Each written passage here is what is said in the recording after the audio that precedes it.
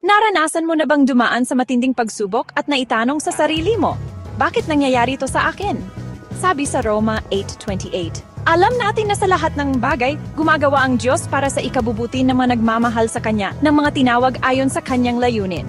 Para sa akin, ang talatang ito ay parang isang mainit na ilaw sa gitna ng kadiliman. Ito ay isang pangako na kahit anong pinagdadaanan ko, kalungkutan, pagkawala, pagkabigo, gumagawa ang Diyos. Hinahabi ang lahat para sa ikabubuti ko. Pero ito ang mahalaga. Ang pangakong ito ay hindi lang para sa kahit sino. Ito ay para sa mga nagmamahal sa Diyos at namumuhay ng may relasyon sa Kanya. Nawala ng trabaho, siguro ito ay simula ng isang mas magandang bagay o isang aral sa pagiging matiyaga at may pananampalataya.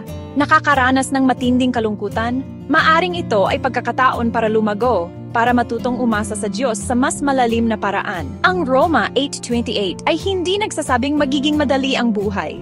Sinasabi nito na magagamit ng Diyos ang bawat sandali, ang masaya at ang masakit para sa isang mas malaking layunin. Kapag tinitingnan ko ang pinakamahihirap kong sandali, napagtanto ko na iyon ang mga panahong pinakamarami akong natutunan. Lumakas ang pananampalataya ko.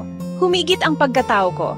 Kaya kung nahihirapan ka ngayon, tandaan, bawat pagsubok, bawat pagkabigo, bawat luha ay hindi nasasayang. Gumagalaw pa rin ang Diyos. May layunin siya para sa iyo, kahit hindi mo pa ito nakikita. Magtiwala sa Kanyang plano, kumapit sa pag-asa, at hayaan siyang hubugin ka sa kung sino ka dapat maging. Hindi ka nag-iisa.